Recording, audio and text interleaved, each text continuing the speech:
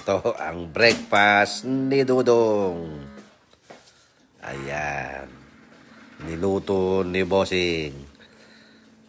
Ayan. Itlog, fried egg, nilagang egg, at tinapay. Ayan. With matching Rino. With kape. Bawal pero hindi ko matiis na di magkape mga kadudong. Pasensya na.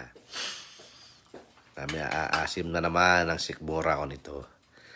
Ayan po, inilagay na sa tasa si Rino. Mga kadudong. Ayan, kape, Rino. Fried egg. Boiled egg. And pandesal. Ayan, mga